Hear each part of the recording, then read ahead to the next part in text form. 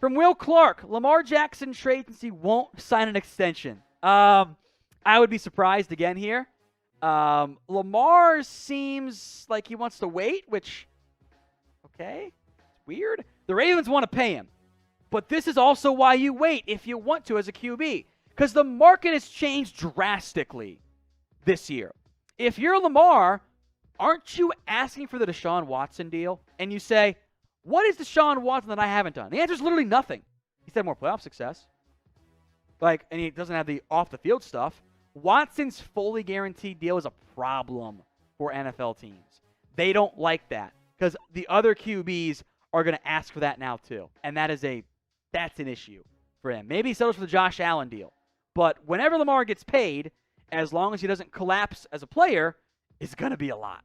So with that in mind, what is the most that you would pay Lamar Jackson per year? Is it 40?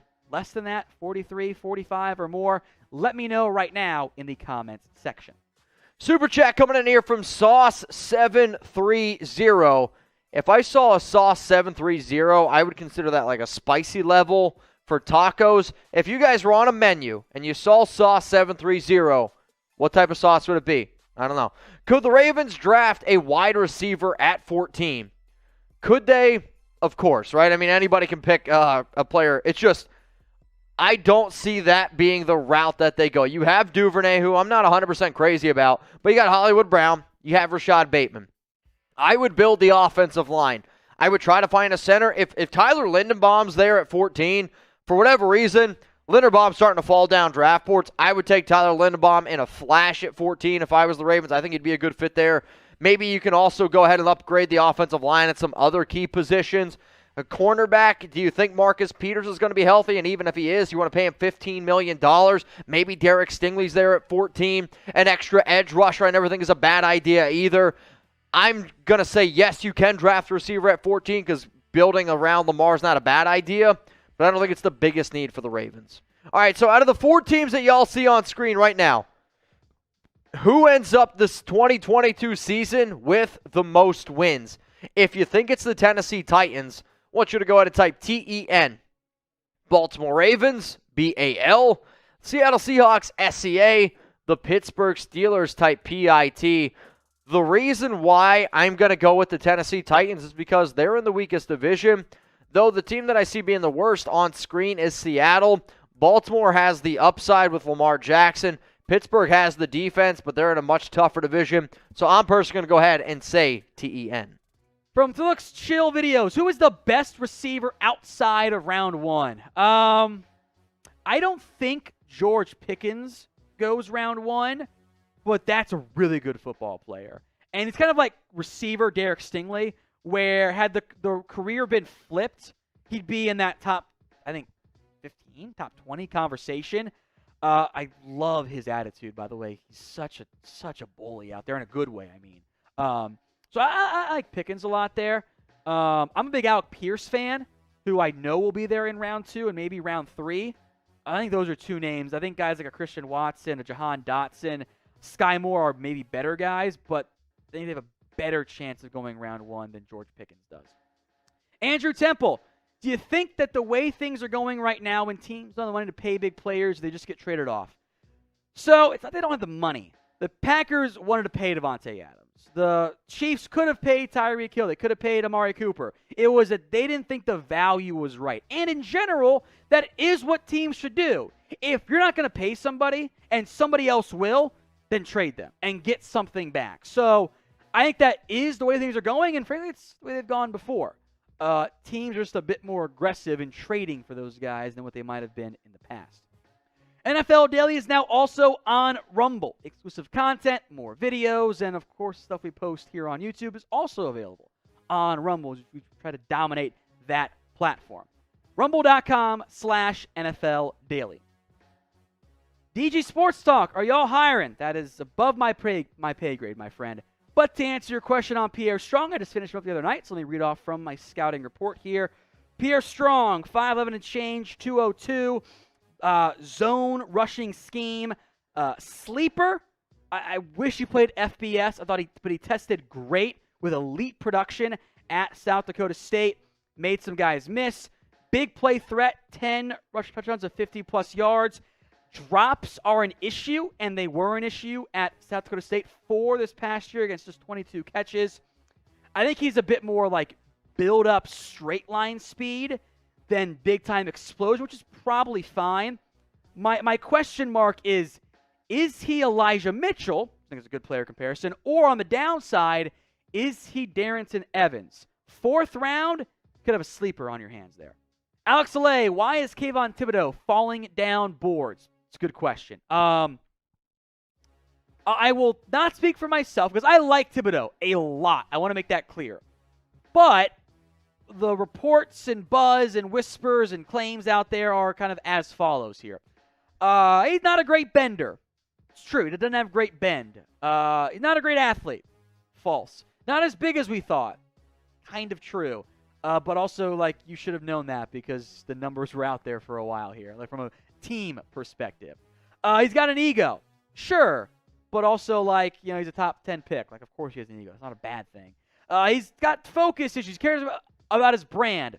And that's what annoys me the most. This, like, Thibodeaux doesn't love football. We've heard that before with other top Oregon prospects. Justin Herbert doesn't love football. He's too smart.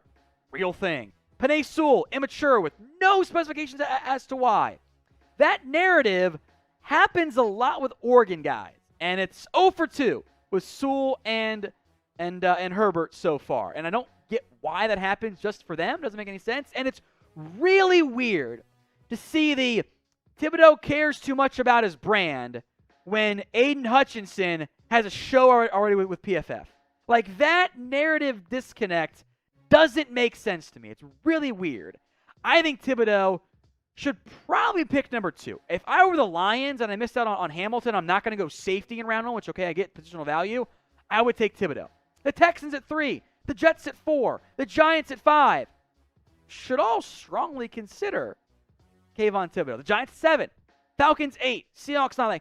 If he gets out of the top 10, maybe then the NFL is right.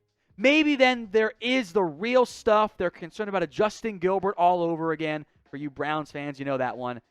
And maybe we're wrong. It's tough to know, but the NFL isn't always right on those things. And it's just, the narrative is weird for around Kayvon Thibodeaux, especially with the Oregon stuff being similar in the past. And I like him a lot. Top 5 guy for me. I take him in a heartbeat.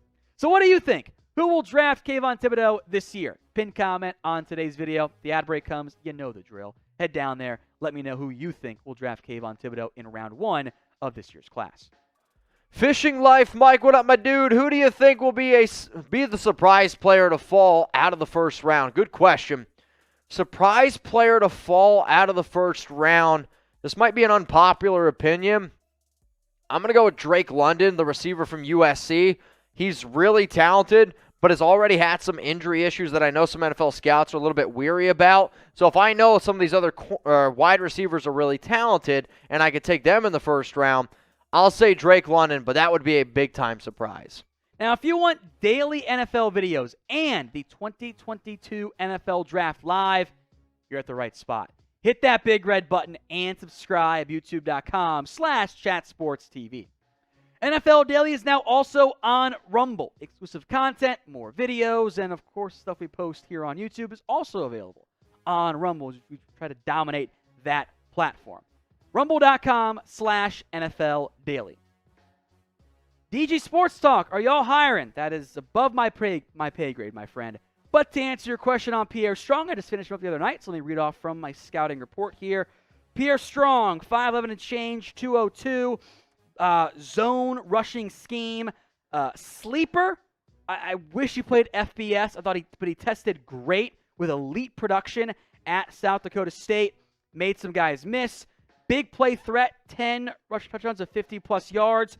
Drops are an issue, and they were an issue at South Dakota State 4 this past year against just 22 catches. I think he's a bit more like build-up straight line speed than big-time explosion, which is probably fine. My question mark is he Elijah Mitchell? I think it's a good player comparison. Or on the downside, is he Darrington Evans? 4th round, could have a sleeper on your hands there. All right, y'all, so we're talking about cornerbacks. How many corners get drafted in round 1? Usually, and I try to diagnose each position by my top players. I could see 4 cornerbacks going in round 1. I would probably set it.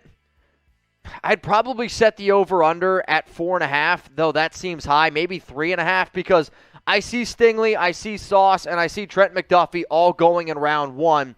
And then after that, it does get a little bit interesting. So let's say 3.5. That would be the over-under. Let me know how many corners get drafted in the first round of the 2022 NFL Draft.